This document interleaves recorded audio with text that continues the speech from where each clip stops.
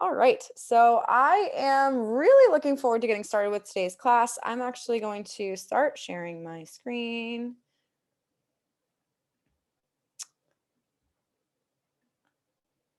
So I've really packed our schedule today.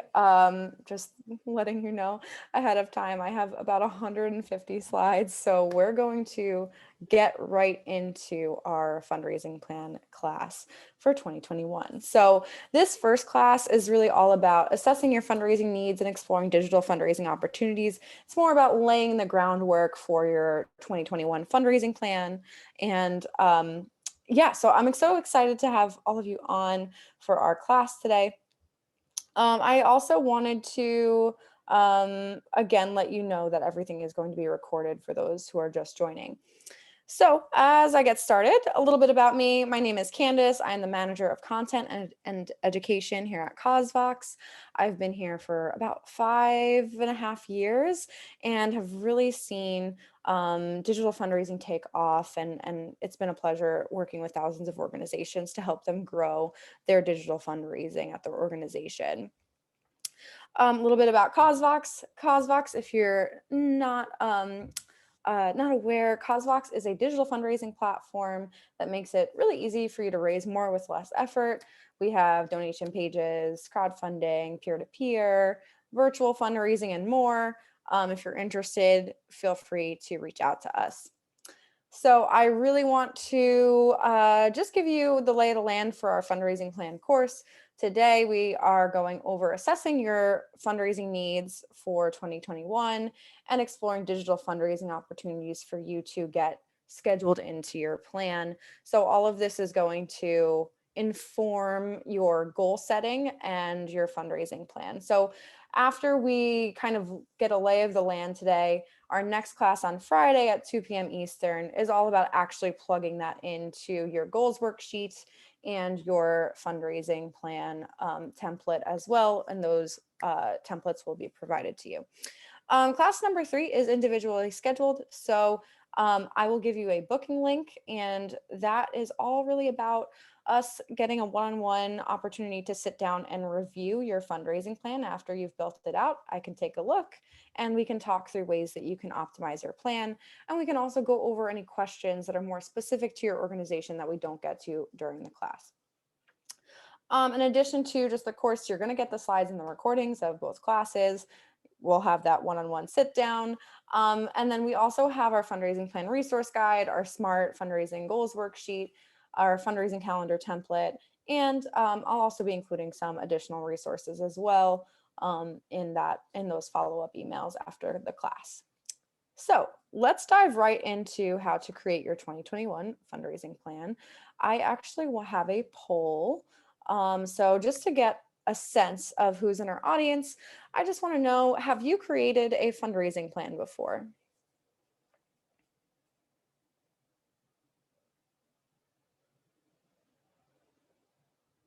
And I'll give everyone about 10 more seconds to answer, and then I'm going to end the poll. It's been, see, a lot of you have already responded.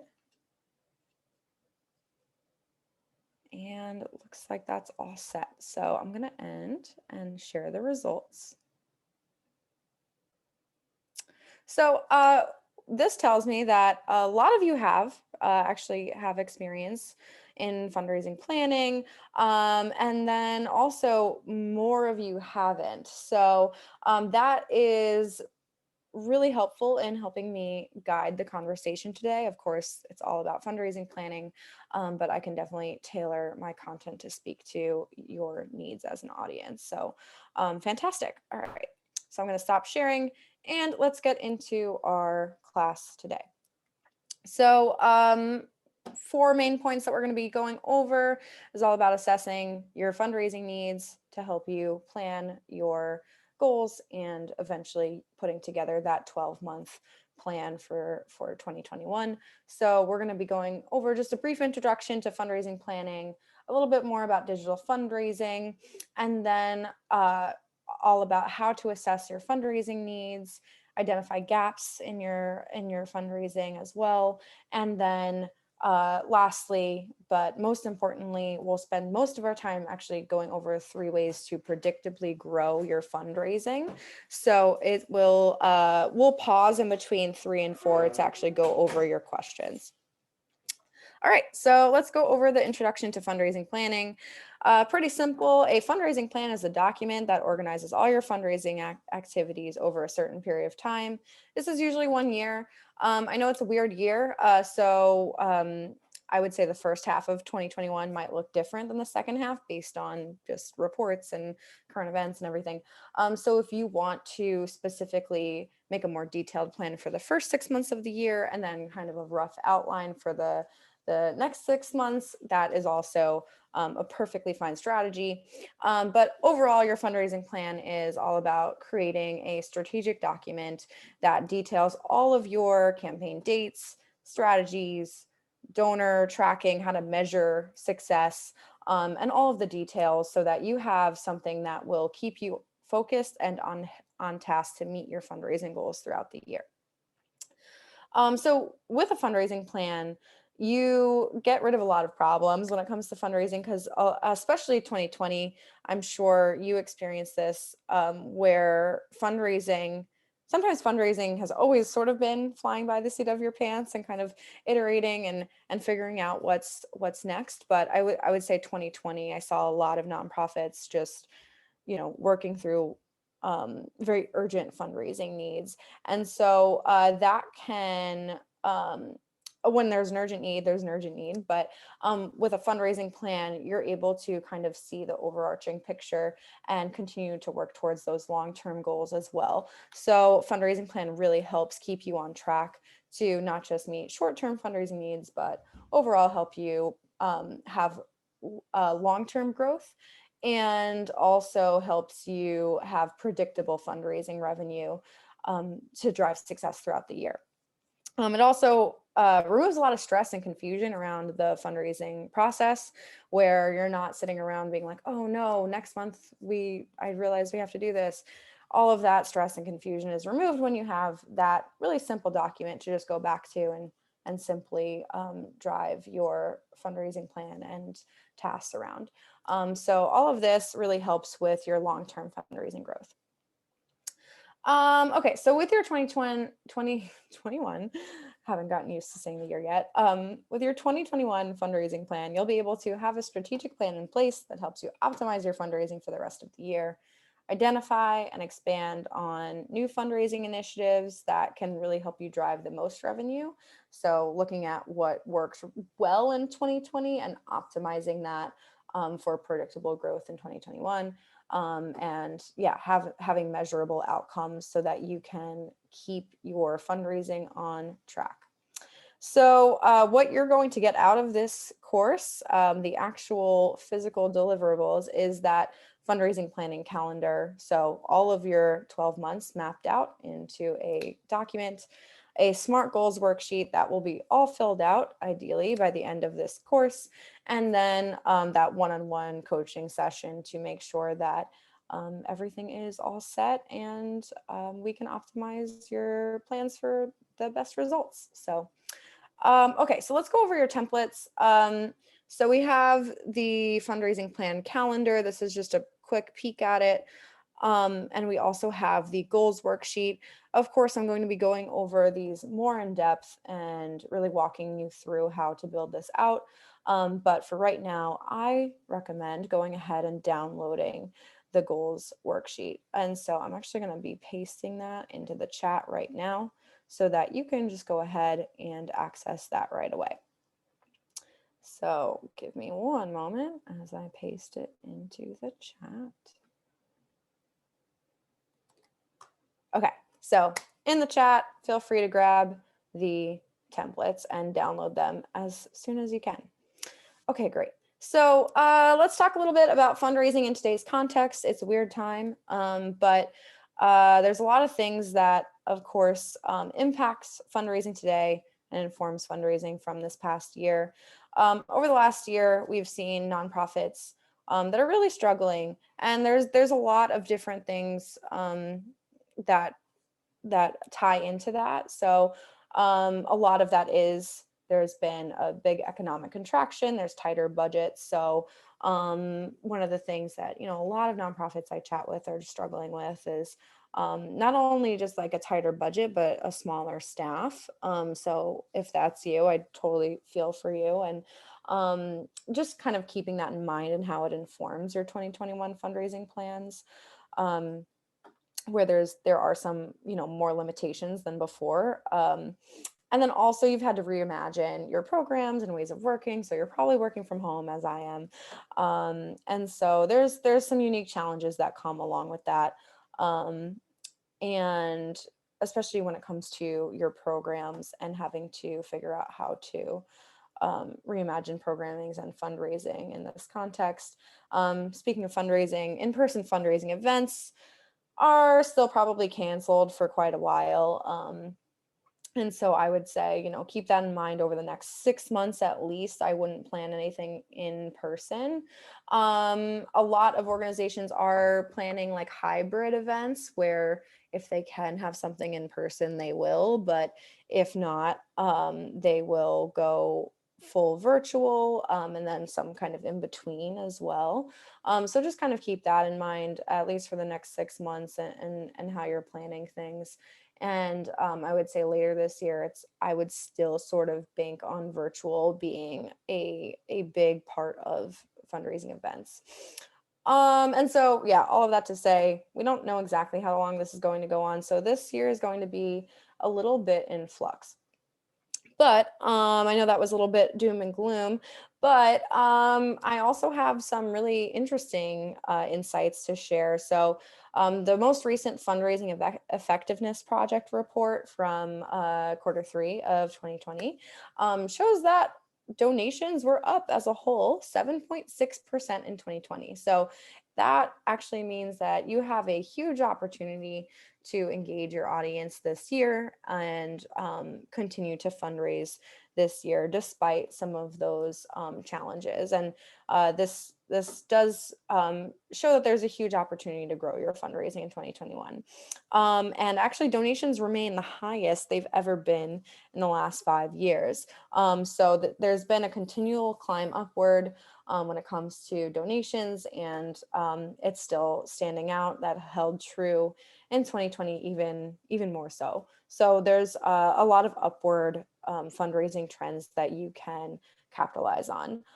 That being said, you have to really learn how to navigate fundraising in today's context. And so a lot of that kind of ties in with what we have seen as a whole, which is we've sort of titled it the Great Convergence. So before COVID, there was a lot more in-person events. There was a lot more um, kind of traditional strategies in place, where marketing and fundraising still, there was always some overlap, but they still sort of function independently. But with the rapid um, uh, transition to more digital and virtual fundraising, there's been a huge blend of marketing and fundraising where the best digital fundraisers are also the best digital marketers and helping your audience connect with your fundraising activities online. So marketing and fundraising is quickly overlapping. So that being said, the nonprofits that will withstand the pandemic the best are the ones that are the quickest to adopt a comprehensive digital fundraising strategy. So let's talk about digital fundraising and how you can really optimize it at your organization. So trends in digital fundraising. So online revenue grew by 10% in 2020, which was huge because it had already grown 24% the 2 years prior. So at this point, it really is such a huge part of fundraising and will continue to grow only more this year. And then in 2019, mobile giving grew by 21%. So mobile is a huge thing to keep in mind and think about. And both of these things really just, they're continuing the previous trends towards digital, but, reinforcing the huge shift as digital fundraising being such a primary focus of really flourishing in fundraising today. So all this to say that digital fundraising isn't just the future of fundraising, it's happening right now. And it really is something that for you to stand out in today's context, you'll want to incorporate digital fundraising as a primary component of your strategy. Of course, you have grants, of course, you have other initiatives, but digital fundraising as far as individual gifts should be a primary focus. Okay, so a lot of how fundraising has worked in the past is that it's been very start-stop project style fundraising, where fundraising tends to be like, oh, we'll try, year end, and then we'll do our spring campaign, and that's it. And it's not really, maybe you do the same things every year, but there's not really a process for consistently growing that. And yeah, so there's a lot of these long cycle times where you're only asking for donations a couple times a year, and it kind of keeps you stuck in this cycle of really only asking for donations when you need them, um, or yeah, just only a couple times a year.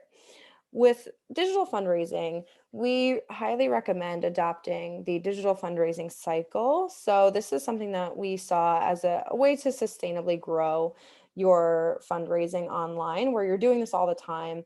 Fundraising becomes a part of your ongoing process to help grow, to help your nonprofit grow. So you're constantly looking to attract new audience to your website. Maybe you're doing some SEO optimization, digital ads, social media posts, just kind of getting the word out there. And then once you get those people to sign up for your email list or take an action on your website, then you have the opportunity to nurture them and engage them. So this looks like some welcome email nurturing series, more engagement on social media, lots of storytelling components to it, so that they can really get to know your organization and then convert and become a donor. And then hopefully those donors eventually become peer-to-peer fundraisers and advocate on your behalf and drive more people and build your audience with you. So then you're continually having this cycle of attracting, nurturing, and converting more donors. And so, yeah, this is a repeatable process that you can be doing all the time, where it's not just fundraising once or twice a year, but fundraising and marketing kind of go hand in hand to help you consistently raise more throughout 2021.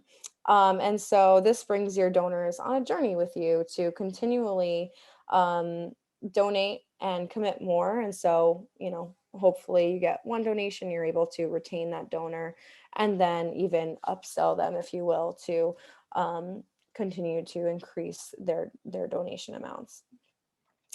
So one thing that you could do is think about like the ways that you're currently attracting, nurturing, and converting more donors to kind of see which strategies you can optimize, whether that's your website or maybe it's your welcome series or different things that you're doing to really engage those donors, specifically online, to kind of map out what more you could be doing to continually engage those donors. Okay, so let's talk a little bit about assessing your digital fundraising needs. As I said earlier, I'm going to be pausing after this section for questions. I want to make sure that we get to as many of your questions as possible. Brian, you said, will these slides be available to us? Yes, I'll be sending the slides as well, so you'll have access to this after that, when you get that follow-up email tomorrow. Okay, so let's talk about reviewing your 2020 fundraising.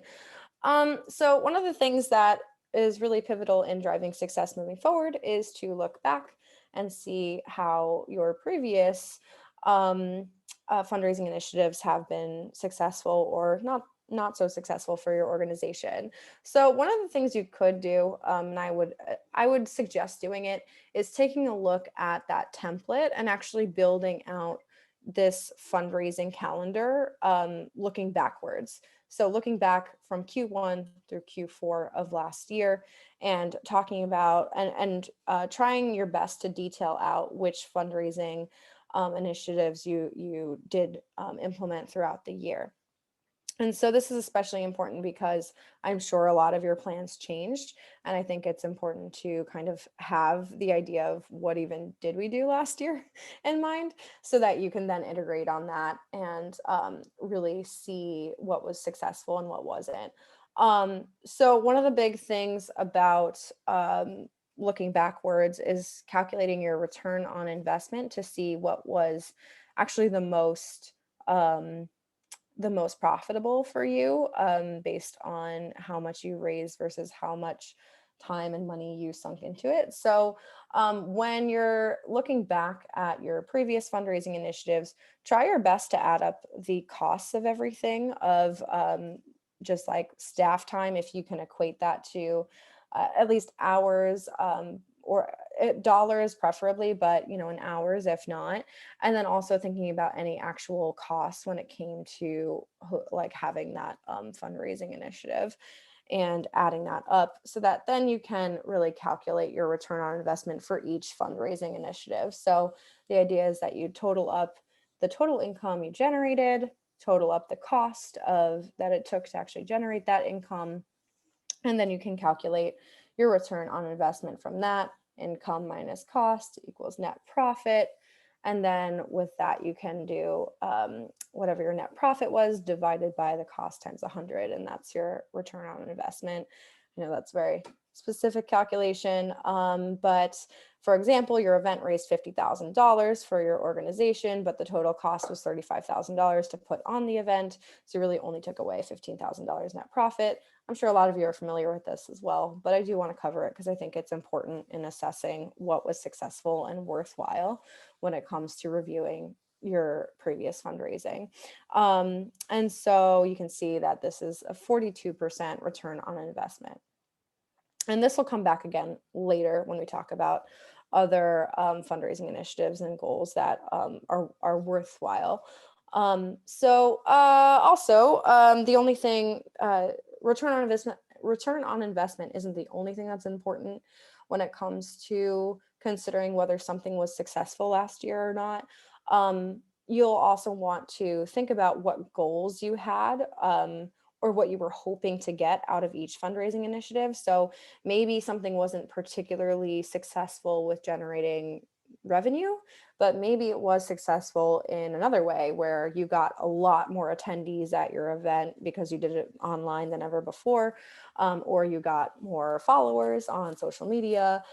So thinking about, those kind of immaterial benefits that you also saw from each activity. So then you can kind of see which strategies to lean further into and what was most worth your time. And so now that you have hopefully done that, so once you have all those initiatives with the return on investment and those, immaterial benefits listed out, it can really give you a sense of, you'll want to evaluate those outcomes to see, did that cover your budgetary needs? Did you raise more or less than expected from each initiative? And then also kind of think about how those fundraising activities align with your larger organizational goals, so that you can then think about how that can map into 2021. Evaluating your outcomes continued. You'll want to isolate the activities with the highest return on investment, and then really consider which opportunities you want to deprioritize from there. So if something wasn't very successful, you're probably going to want to bump that down to the bottom of your list. This is sometimes painful for organizations that I chat with, where they're like, but we always do our Valentine's Day event, and then when you look at the numbers, it kind of doesn't make sense.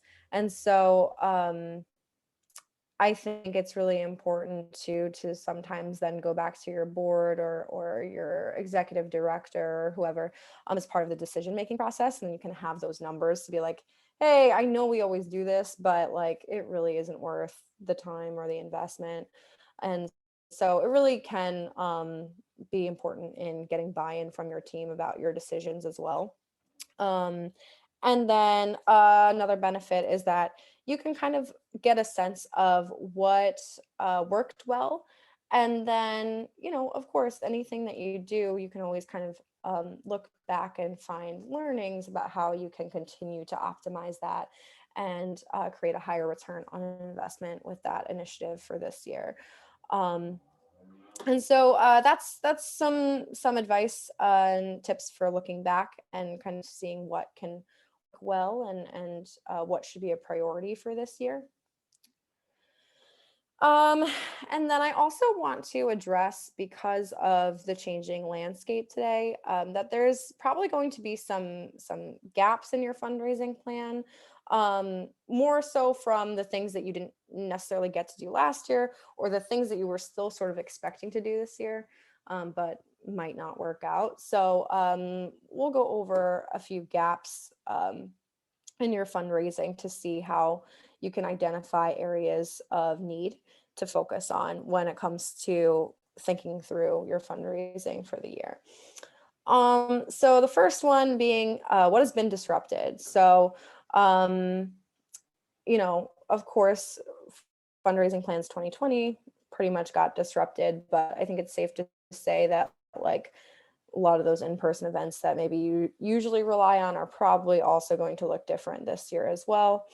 And so, this can be a huge guide to see, what aren't you bringing in from your typical fundraising initiatives that need to be accounted for when it comes to mapping out your goals for this year. So, also, you want to factor in any sunk costs. Maybe there's some costs that you're still not going to be able to avoid as an organization, and those still need to be covered in one way or another by your fundraising plan. And then, yeah, just continue to consider what can be moved to a virtual fundraiser, or consider what can be kind of new virtual fundraising opportunities as well. And we'll get into that in a little bit. So an example of this is the VisArts Vibrancy Fund. So VisArts is an arts organization in the DC area. Um, Unfortunately, a lot of art spaces and just the art community in general is having a really hard time right now because maybe some museums are open, but it's not really the same. And a lot of the arts are really struggling at the moment. So they have a lot of costs that come to keeping up their space and keeping up with their just even the community that they work with. So they're kind of fundraising this whole year end, or actually it's still going on. This whole fundraising initiative they're doing at the start of this year is all about kind of fundraising around those sunk costs. So if you're interested in doing something similar to them, I would take a look at their appeal. I think it's a great example.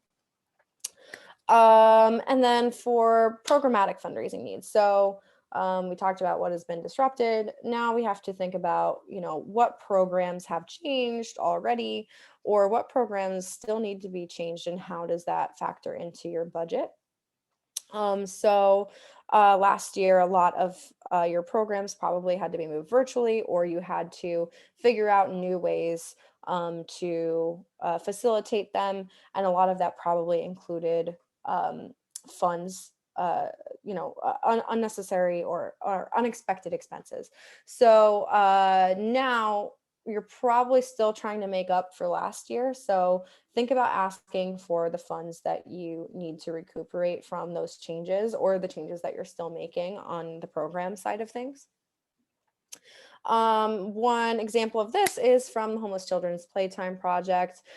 They had to really reimagine how they facilitate their program. They used to go in and play with children in the shelters, and with social distancing and not really being able to have a lot of in-person activities, that had to really be reimagined. And so what they ended up doing is kind of creating these kits, these play kits, and delivering them to the shelters. And so yeah, it's just kind of one of those examples of how they needed to, all of a sudden they had an expense that they weren't expecting, because now they needed all these different play kits, and then they turned that into a fundraiser and were able to make that successful. Hebrew Free Loan Society is another example. They do loans to small businesses in the New York area. And so their programs needed to be expanded exponentially because now more loans were needed by these businesses more than ever. And so that was another example of a programmatic need being turned into a digital fundraiser. Okay, so let's talk about operational fundraising needs. I think this is one that when I'm chatting with organizations, there's a lot of hesitancy to fundraise around operational expenses. And there, I completely understand the hesitation, but I do think it's one of the opportunities that kind of goes overlooked where you can still do do some individual giving initiatives when it comes to operational expenses, especially now, because I think people are a little bit more poised to understanding like, hey, you need to pay staff, you need to pay rent. And all of these things are make it, COVID has like made it harder to do those. And so I think those operational fundraising needs are even more, your donors are probably more understanding of those at the moment. And I think that's still a huge opportunity to build into your plan. One example, West Wind Recovery Fund, they really had to, I think they had to shut down their facility for the year, unfortunately. And so they really just did a online fundraiser to raise funds for all of their baseline operational expenses for the year. And they were pretty successful with it. They were very close to their goal, and they did set a pretty high goal for their organization. And it was exciting to kind of see that kind of operational expense funded by individuals. And so if you want to do something like this, I'd be happy to chat more about that in our one-on-one. Okay, so calculating your budget. So now that we went over 3 areas that kind of all come into your budget. So you want to think about how you can how much you are expecting to spend on all expenses for the next year. So think about 2021, all of the needs for administrative, programming, fundraising needs, and more, and then building that into your full budget for the year. So then that can help you guide your goals.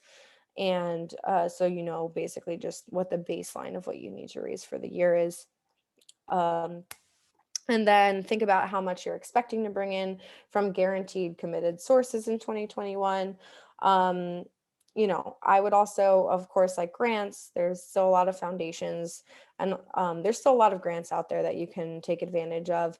I would also just do just a check-in with your major donors and just make sure that that those committed sources are still committed, just because it is a, you know, again, a different time. So I would do a little bit of extra investment when it comes to your major donors to ensure that those, you can still expect those gifts to come in this year. And then ultimately, very simple way to just calculate your budget is just subtracting your guaranteed income from your total expenses so that you know how much you really need to raise this year. And then of course you can always aim to raise over and above that.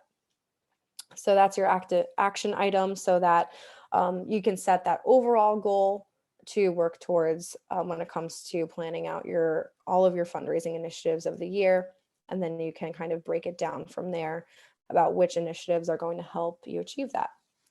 So great time to start talking about plugging these things into the goals worksheet. So we're going to be going over the focus areas that I recommend you take a look at.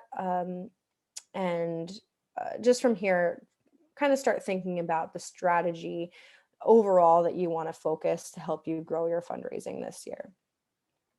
So then we're going to plug all of that into our fundraising plan calendar next time. So I want to pause. We're a little over halfway through our class, and I want to just go over any questions. So as I said earlier, the slides will be available to everyone. So I'm going to send that out tomorrow. Okay.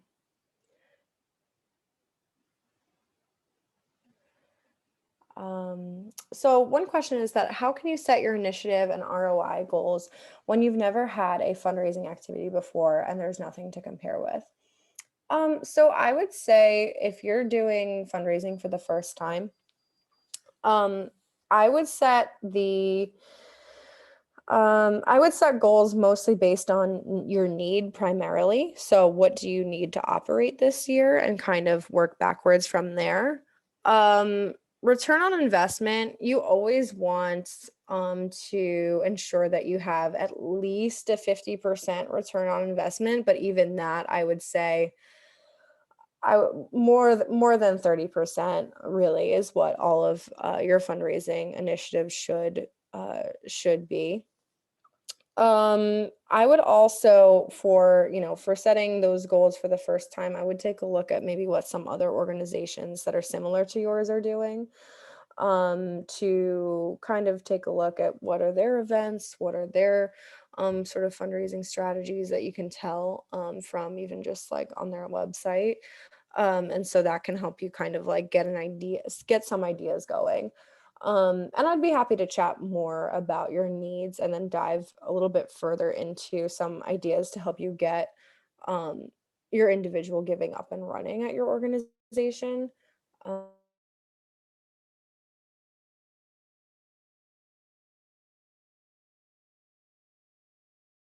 course as well. And yeah, you'll get the PowerPoint after the class, Owen. I'll send that to you tomorrow. All right, so should volunteer hours be included in the ROI calculation?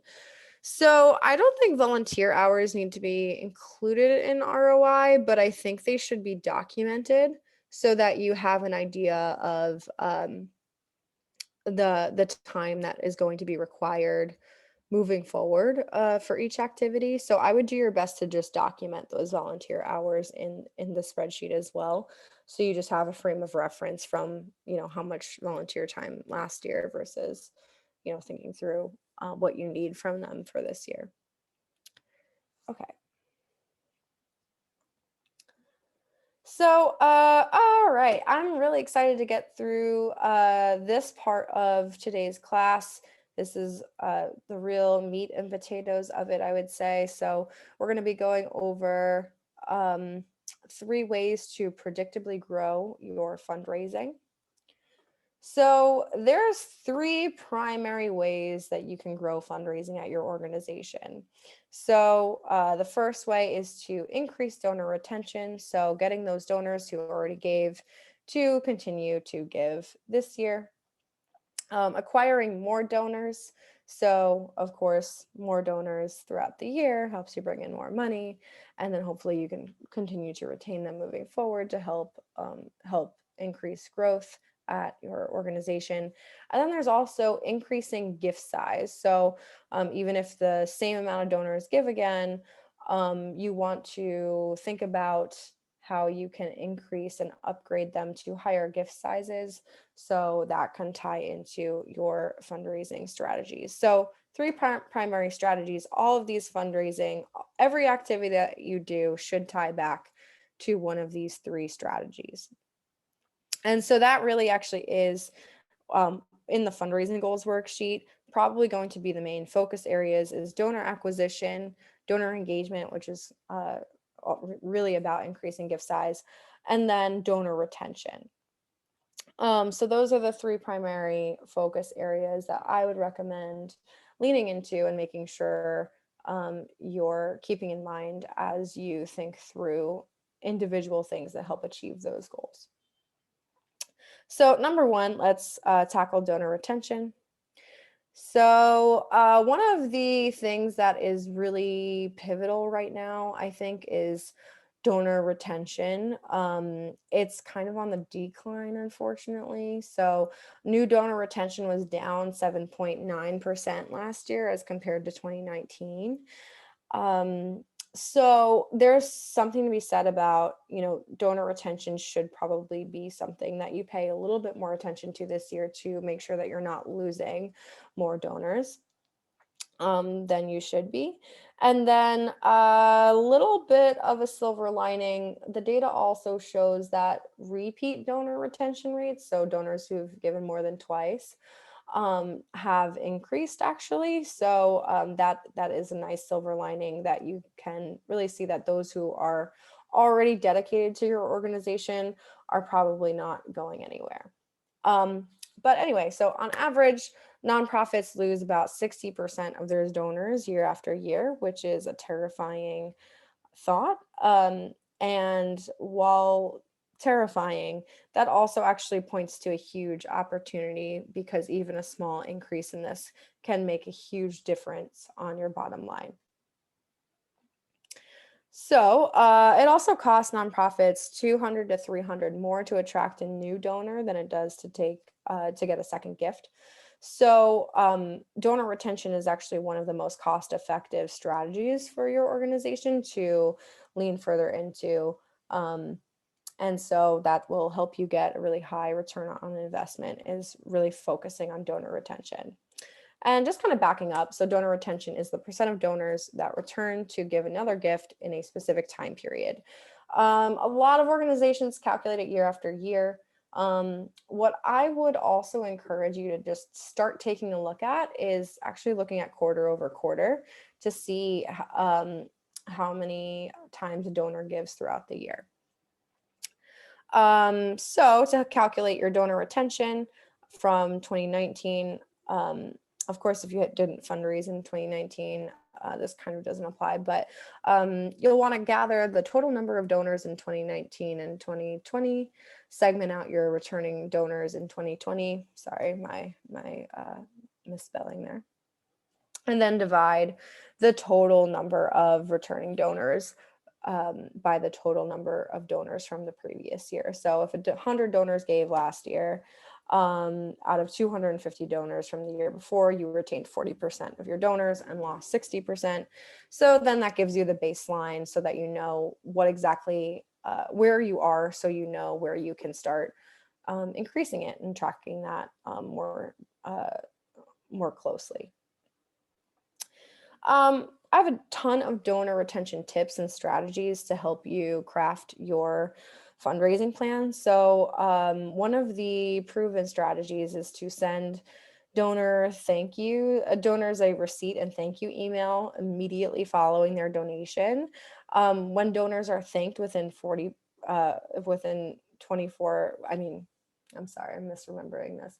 When donors are thanked within 48 hours of their donation, they're 400% more likely to give again.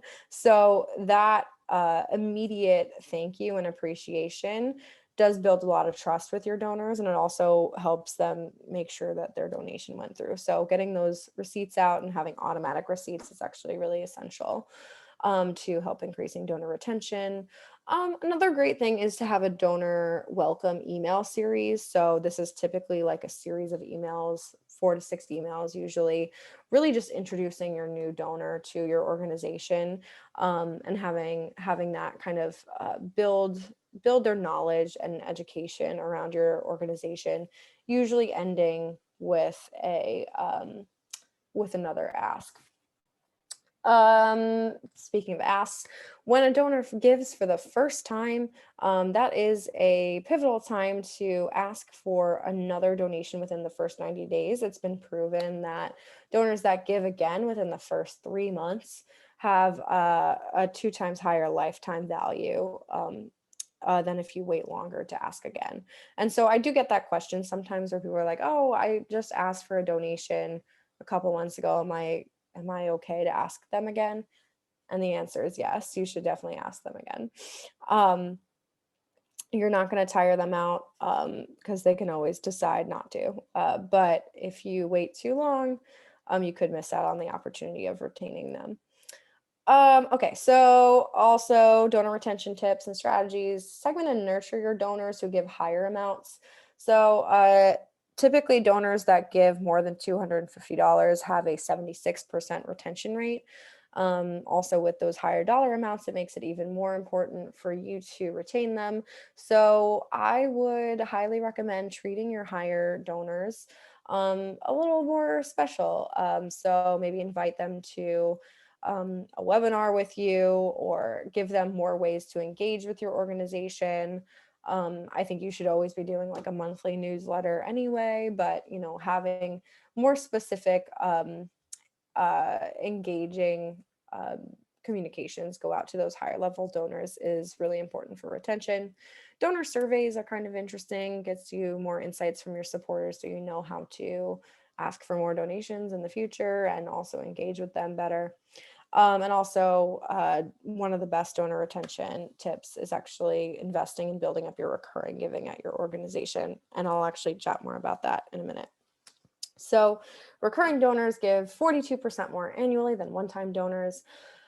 And recurring donors actually have a 90% retention rate. So before typical one-time donors, they have a 40% retention rate. So if you can get a donor to give a recurring donation, they are completely more likely to stick around for the long term. Yeah, about 46% of one-time donors. So it's really doubling your retention rate if you can get someone to make a recurring donation. Recurring grew 17% in 2019 as well. So recurring donations are on the rise. I saw another statistic earlier that also said that about 42% of donors are actually recurring donors. So really important to invest in that and kind of hop on the trend if you haven't already. So recurring fundraising and recurring giving really helps you sustainably fundraise.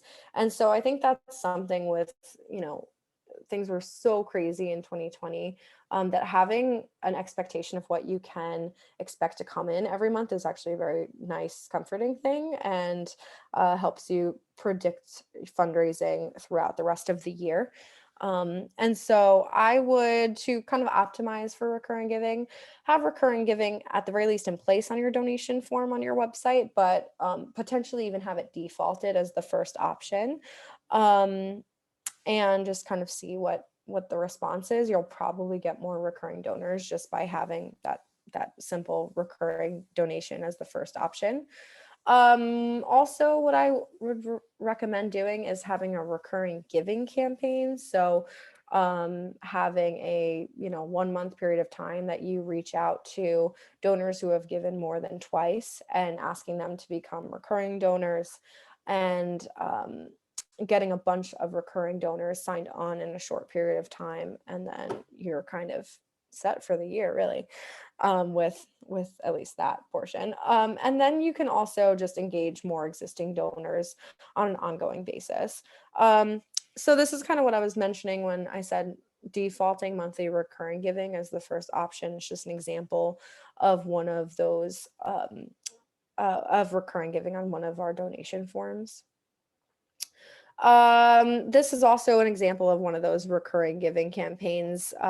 Mortgage Professionals Providing Hope did a short-term initiative to get a bunch of recurring giving donors signed on. And then what was great about that is that then those charges just kept coming in every month, and they were able to really see the growth over time.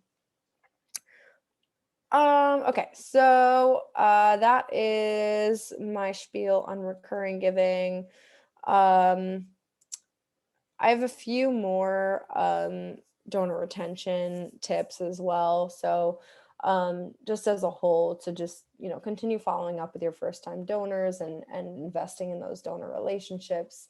Like I mentioned earlier, I would check in with any pledge gifts, especially any major gifts, to ensure that you're retaining them for this year. And for donors that can't give right now, I think it's really a sensitive time where some people may be out of work and not able to give.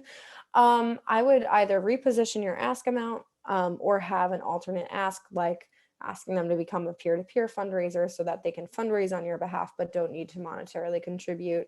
Or maybe you want to ask that donor to become a volunteer. So just kind of keep that in mind for any donors that you're aware of that aren't able to give again, that you can still engage them in one way or the other. Okay, so your action items for this portion is to calculate your donor retention rate, set a retention goal for 2021 so that you can predictably increase your fundraising for the year by simply retaining your donors, and then consider which of these donor retention strategies you want to implement. There's more, I'm sure. I haven't gotten to everything, but that's a good baseline. We also have a donor retention course too.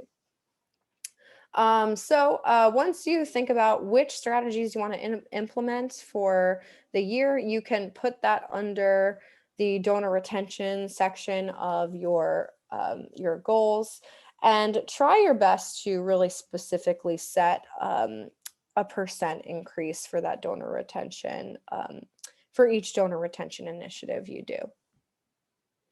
Or a specific number of 20 donors that you're looking to retain. Okay, so let's talk a little bit about new donor acquisition as another way that you can sustainably grow your fundraising. So new donor acquisition strategies. I would just keep in mind, I wasn't able to find a lot of hard statistics around it, but just from kind of chatting with organizations, it's a little harder than usual to acquire new donors at the moment. So I would also recommend, just to help you acquire a little bit more donors, is to think about optimizing your donation forms and pages to make it really easy for donors to give. Think about peer-to-peer and virtual fundraising initiatives. Those have been proven to really be great donor acquisition strategies, and then activate some partners for fundraising. So let's go over donation form optimization. So it's really important especially if you're trying to target a younger audience or acquire more donors who are younger, to have a up-to-date website. So 75% of young donors are turned off by an out-of-date website. So that kind of just shows overall trends. Donors are 38% more likely to give on responsive websites. So if it doesn't load very quickly, or they're having any kind of technical limitations there, they're less likely to give on your website. And then another thing that I thought was a really interesting learning from HubSpot was that conversion rates increased 50% when a forms field was lowered from four fields to 3 fields. So just even small decreases in the amount of information a donor needs to fill out could lead to much higher conversion rates on your donation form on your website. Also, something that we saw is that 65+% of all fundraising web traffic is on mobile and growing each year. So you can safely say that at least half of your donors, but probably more, are actually looking at your website on their phone. So you want to make sure that your website is mobile optimized and it's easy to give on mobile, especially, so that you can really convert as many donors as possible. So now more than ever, with everything that's going on, of course, digital is the trend. And with that, you really do need to focus on your donation page. It's something that is kind of so run in the mill that I think a lot of organizations kind of overlook it as a big fundraising strategy that they can optimize to increase donations. So, but it really can help you acquire more donors. So it's never been more important than right now for you to have a really great donation page. So take a look at your donation page. Think about if it's actually helping you drive more results, or if it's too many fields, or what things that you can do to optimize it to convert more donors.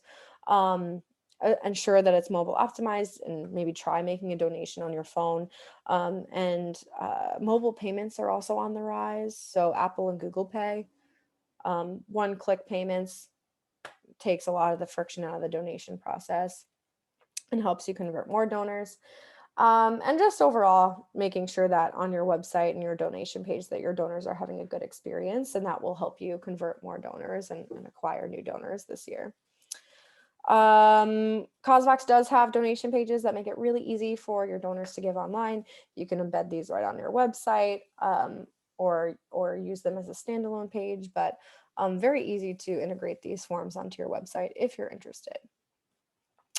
Okay, so let's talk a little bit more about peer-to-peer and virtual fundraising as donor acquisition strategies. So organizations that use peer-to-peer tend to raise about twice as much as opposed to just typical crowdfunding campaigns.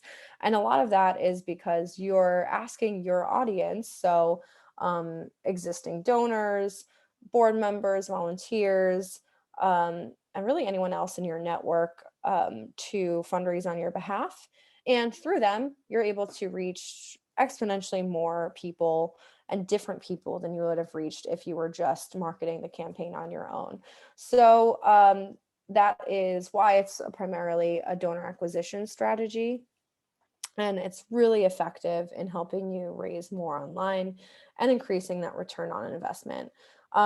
It's actually never been a better time for peer-to-peer fundraising because it's fundamentally about relationships. People, I think, are looking for things to participate in and things to do. And peer-to-peer relies on your relationship with your donors and those who are in your networks. And it also relies on their relationships with their friends and family. It's an alternate ask. So like I said, for anyone that isn't in a position to donate, they can fundraise. And then that's a great use of that fundraiser or that contact. It is a primary driver of new donor acquisition, and you can get more people through the door. It's ideal for digital fundraising. So peer-to-peer, I think, was really built for online. Offline peer-to-peer versus online peer-to-peer, it really is night and day for a lot of the organizations that we work with. It's always increased when you take it from offline to online. And if you haven't done peer-to-peer before, maybe just think about starting with some board members and kind of letting it grow from there. Just a pro tip, fundraiser toolkits, so giving them resources to help them be more effective in their fundraising has always also really worked well.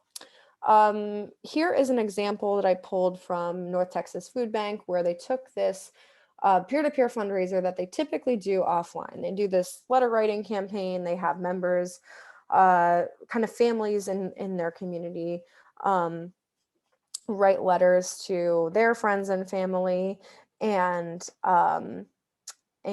really have done it offline to fundraise. And so you can see with this year's letter writing campaign, they set a goal of $515,000 and they've raised over $700,000. And it's been really effective in just bringing that online. And so here's just an example of all their participants, the families that set up their own pages, and then were able to really bring that peer-to-peer fundraising to the next level. All right, so let's talk a little bit about virtual fundraising. So virtual fundraising, 84% of survey respondents of 1,000 respondents said that they either had already run a virtual event earlier in 2020 or were planning on running one for the rest of the year.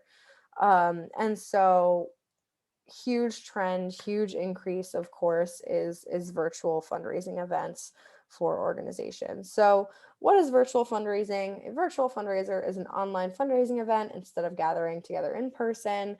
Your supporters can gather online via technology like live streaming, video, social media, in combination with digital fundraising software to raise funds online. So virtual fundraisers have also been around for a while, but they weren't particularly popular. But now, of course, they're rapidly growing as a strategy and a need. There's been some huge advantages actually with virtual fundraising for organizations. So what I've seen over the last year or so is that it really lowers your event costs because you're not spending as much on the food and the event space and all of that. And so because you're spending less on the event, you're getting a way higher return on investment. And you're also putting you're spending most of your time actually invested in facilitating the fundraiser rather than planning a bunch of event statistics and communicating with location managers and all of that. So it really does help you save time and help you raise more at the end of the day. And you're also able to attract a wider range of participants because it's not located in one location, but rather online. Anyone can participate from anywhere. So as a whole, you end up taking home more funds with less effort. We've seen this time and time again this year, where typically an in-person event would probably cost about $50 to raise $100 or have a 50% return on investment. And on CauseVox, we see that it costs about $3 to raise $100. So way, way higher return on investment. Quick case study from Summit Assistance Dogs. They had a virtual luncheon this year. And they spent $50,000 less in event costs. Then they ended up taking home $35,000 more because of it. So their return on investment increased from 212% to 1,617%. That's over an 8 times increase in return on investment. So virtual events are actually really awesome for nonprofits, and they can help you raise more and have a way higher return on investment than some of those in-person events that we do know and love. But there's a silver lining with virtual events, basically. Here's just a quick look. I know we're coming up on time here. Thank you for bearing with me as I go through so much content. They engage virtual table captains to fundraise online and really went over and above their goal. You'll also get this PowerPoint, of course, so that you can review these examples. There's lots of virtual walks. That's a huge trend right now. I would say it's virtual galas and virtual walks are really, really huge at the moment. And it's a great way to engage your audience online. There's also virtual award celebrations that have gone over and above what they even imagined that they could raise. Huge, and we see it time and time again that these organizations tend to actually raise more than they even expected. So it's been really cool to see that growth over the last year.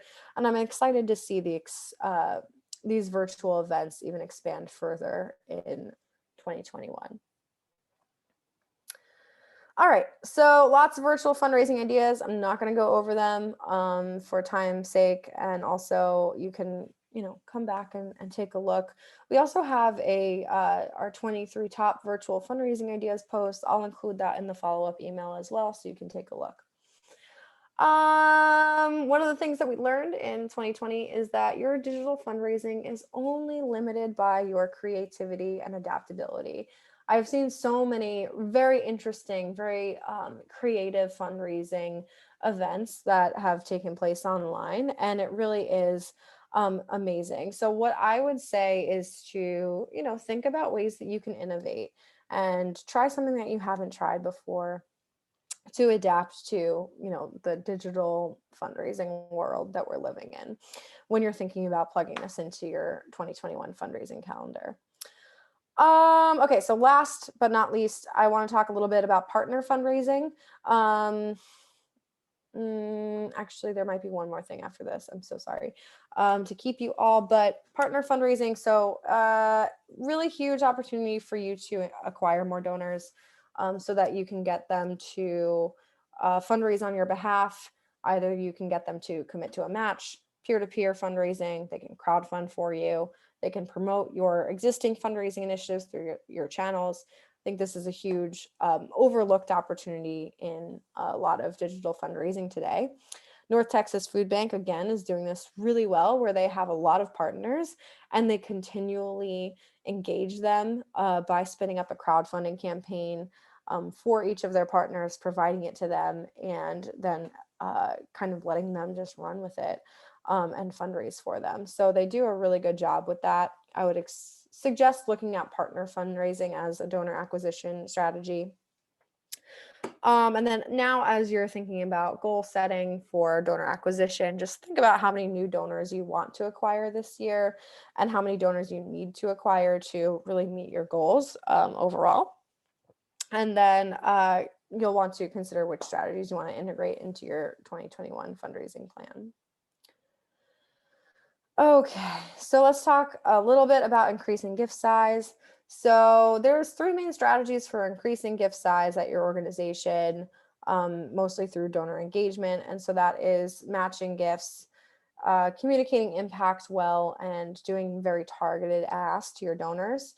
With matching gifts, donors tend to give about 50% more when a match is in place. So it is a great opportunity for you to get that gift size to increase a little bit.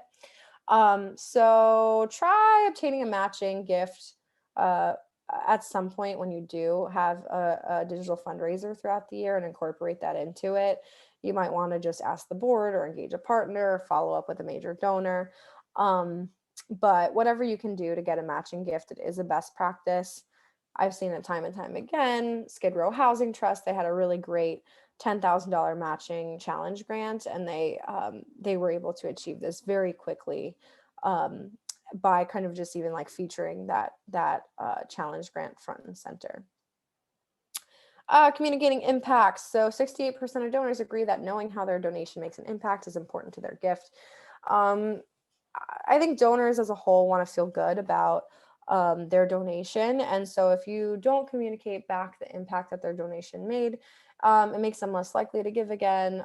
It also just doesn't, yeah. So I mean, as a whole, they just want to feel connected with the impact that they're making with their donations. So I would think about ways that you can communicate your impact well to those who are in your community. So, you know, try your best to talk about who is benefiting, how many people are benefiting from a specific dollar amount or gift size. And then that can kind of help donors feel like they're not just giving an arbitrary dollar amount, but they're actually giving a certain amount to help a certain amount of people or provide a certain number of items. And that way they can choose a gift amount that's more based on the number of, about the impact that they're making rather than an arbitrary dollar amount. Skid Row Housing Trust did this really well, where they really tied their dollar amounts on their donation form to impact. And so you can see really clearly here, each of these giving levels, I know exactly how my funds can actually make a difference at the organization. Uh, Irish International Immigrant Center, when they implemented this style, they saw $100 increase in the average gift size. So that was huge at their organization. So don't underestimate how small ways of communicating impact can make a huge difference. Targeted asks. So 71% of donors feel more engaged when a nonprofit sends personalized content. So I think that speaks to just donors liking to feel seen and that they're yeah, that you're really engaging with them. So one of the things that I recommend doing is having segments of donors based on their average gift amount and kind of targeting them for upsells, if you will. Um, Another thing that you can do is have a donation page like this built out for different levels of donors so that you're having donation sizes that kind of match the ask amount that you're looking for, or maybe a little bit more than what you're looking for from them, so that you can kind of continue to upgrade them, if you will, to larger and larger gift amounts. Also for some of those larger donors, think about a more personalized approach. You know, you might want to do some phone calls to donors over $250, for example, just to have that more personal connection and get them to sign on and upgrade. So set a goal for how much you want to increase average gift size. You know, maybe think about that for those different segments of your donors. And then which strategies that we went over that you'll integrate into your 2021 plan. So again, let's just to summarize, there's three primary fundraising growth strategies when it comes to planning your fundraising growth for 2021. So think about how you can increase donor retention, acquire more donors, and increase gift size, and build that into your goal worksheet for the year. And so during our next class, we're going to get into even more details about how you can set good goals.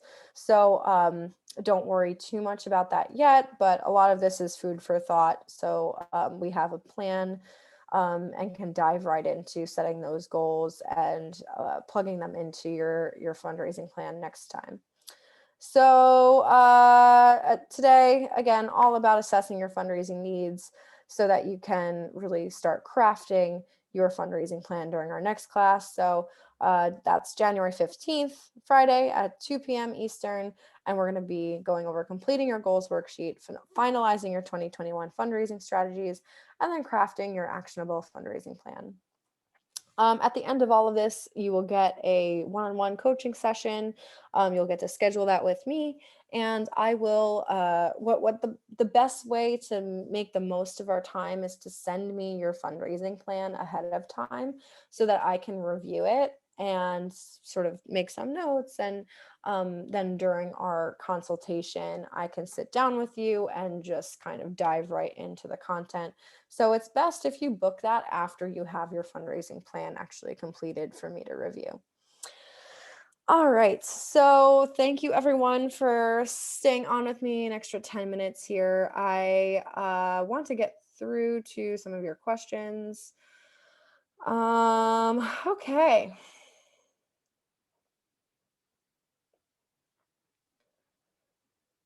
So Andre, can you distinguish the difference between peer-to-peer fundraising and virtual? I'm not familiar with the second term, or perhaps they refer to the same thing. In a way, I think peer-to-peer fundraising and virtual events go hand in hand. But yeah, of course, virtual events have a more, they typically have a more action item based thing that they want their fundraisers to participate. So it's basically like peer-to-peer, just with, a live stream or for their gala or for their award ceremony, or something more activity based like a virtual walkathon.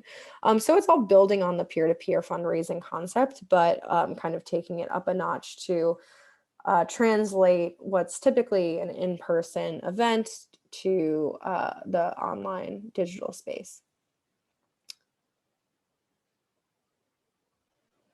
Melody, do you know the percent breakout of age who is likely to be a digital donor? Does it skew younger, under 30 years? Really, like from the statistics that I'm remembering off the top of my head, it really is mostly like under 50, I would say. A lot of people are very used to digital at this point, and so you can really bank on a lot of online donors under 50, I would say, and targeting those groups. And Miranda asks, where can we find a peer-to-peer toolkit to support this type of fundraising? What would you recommend to make your online fundraising stand out from the hordes of online events that are appearing? So first one about toolkit. So we have a guide on creating a toolkit for nonprofit fundraising. I can also post that in the chat here, so I'll do that. We also have, if you want to follow up with me individually, and by the way, anyone here can always shoot me an email. You can email me directly, actually, at candace@causvox.com. And I can work with you one-on-one to get you more examples and resources upon request. So we have so many resources. So if you can think of it, we probably have it, or I could point you to a place where you could find the information that you're looking for. But yeah, so I'll give you the toolkit guide that we have. I also have example packages if you're interested. And then as far as how to make a virtual event stand out, so there's a lot, of course, there's a lot of virtual events. I mean, I it sounds kind of silly, but I think one of the things that you can do to actually really make it engaging is to make it really fun. One of the things that we did with our digital fundraising summit, so we did a big virtual conference back in August, and we had a lot of engagement happening. Like we just like we're asking people what their favorite cocktail was. We did some giveaways and prizes. So thinking about ways that you can like, the more ways that you can engage your audience in your virtual events ahead of time as well as day of, the better. And kind of making it fun and interactive, I would say is one of the top things that you can do to make it stand out. We also have tons and tons of content on virtual as well. So I'd be happy to, share more with you if you want to shoot me an email.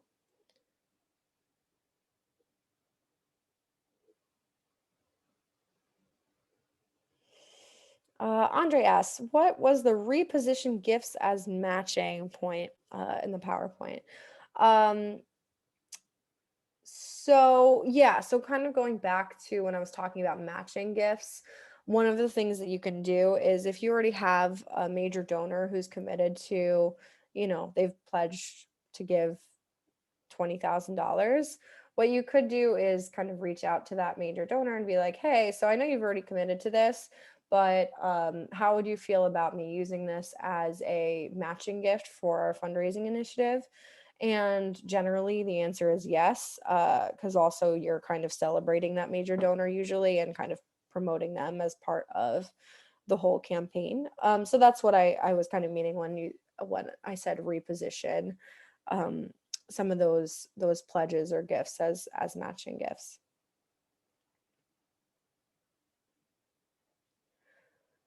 And okay, so another question, how do you engage your audience in becoming an advocate and willingly take time to run fundraising on our behalf? It's a great question. So I would say to engage your audience, you want to make sure that they're number one, sort of primed for engagement. So you don't want to ask someone who just gave for the first time the other day to become a fundraiser. You're probably going to be engaging those who maybe give once a year or have given multiple times and kind of targeting them. Same thing goes for volunteers are great. Fundraisers as well as sometimes board members are great to tap as well, and really anyone else in your kind of that is typically more engaged with you anyway, will make great fundraisers. The thing to keep in mind about when you are recruiting them is that you want to make it um, impact focused, where you kind of drive home the impact that they are creating when they're fundraising for you. You want to make it engaging so that, they're kind of feeling like they're actually personally taking some sort of action. That's why I would say virtual walkathons are really popular right now, because they're committing to a certain challenge and actually participating in something. And I feel like they're not just like sharing something on social media just to ask for funds, just to ask for funds. So that's another one. And then lastly is you mentioned like taking time to run fundraising on your behalf. Um, what you could do as a fundraiser is to make it as easy as possible for them to fundraise for you, so it doesn't take as much of their time and they're way more likely to be successful in that case. So simple things such as making it really easy for them to sign up, like on CauseVox. One of the things that we've done is really tried to simplify the peer-to-peer sign up process, so it takes about 60 seconds, and you as the fundraiser can actually put in a lot of content ahead of time, so that's really easy for them to sign up. They're not having to think of ways to promote your organization. They're like, a lot of the content is kind of pre-filled in for them and they can edit it if they want to. And then there's also the toolkit is also a huge I can't even emphasize it enough. Like almost every really successful peer-to-peer fundraiser I've ever seen has a peer-to-peer toolkit, because it really does give them all the resources that they need to be successful, and takes them less time, basically. And then, yeah, peer-to-peer is all about, fundraising, having individuals sign up to fundraise on your organization's behalf.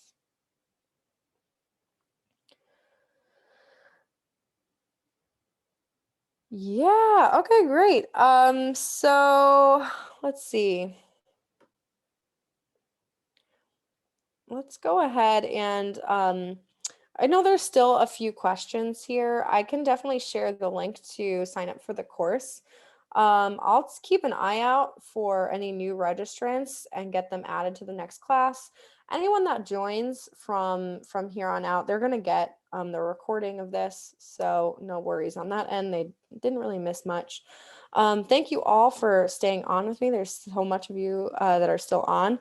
And I'll continue going through your questions, as many as I can get to. And so also, keep in mind that we can always do more personalized time in our one-on-one as well. So Michael asks, our grants don't tend to be guaranteed, which adds more uncertainty to our fundraising needs. How do you suggest that we factor in these uncertainties into our planning?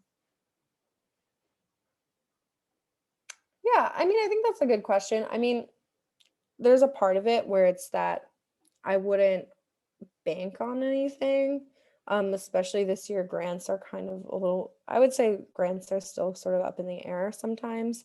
So I would think about alternatives as well in the meantime. So let's say by a certain if you know by a certain date that you don't get the grant, like maybe you have a backup plan, whether it's like running a simple crowdfunding campaign or email blast or something like that. I would also probably think about doing more partner fundraising if you don't get those grants, because then that alleviates some of the work on your end. But I mean, it is hard where, you don't always know exactly what's going to come in. But I think one of the things about the fundraising plan that I should have mentioned earlier, but didn't, is that these fundraising plans, it's a living document. So I highly suggest, whatever you plan now might change throughout the year. And you always want to come back and iterate and make sure that um, you're continually changing your fundraising plan to actually fit those uncertainties and those needs. Okay, so there's another question about donor surveys. What subjects would you survey donors about? Let's see what I got for you. I think I have a blog post or two around donor surveys. Um, so I can send that your way. Let me post that in the chat. Yeah, and so one of the things that you can send in a donor survey is asking them either about their experience or um, sorry.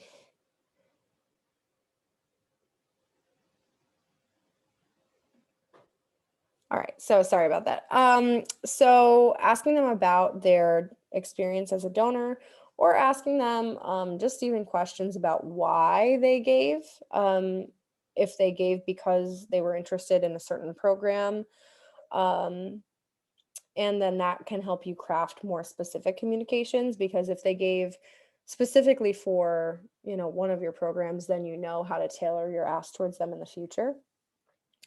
And so those are just, two simple ways. I mean, age is always interesting, so you can kind of see like what your audience is like, even just getting to know the ways that they prefer to engage with you, because then like, hey, this person really only likes to be emailed, like maybe we lean further into email for them. Or for some people that are like, I love to be engaged on social media or through text message, then kind of like the optimal ways to engage with individuals. So their preferred communication styles and their frequency of preferred communication is always something that you could put in a donor survey.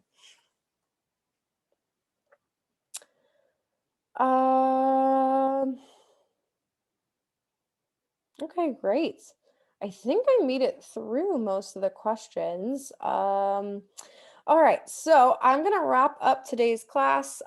Again, if I didn't get to your question, if I missed it, feel free to email me at candace@causevox.com, and then I will see you all on Friday. Feel free to message me your questions in the meantime. We'll do more Q&A on Friday as well. All right.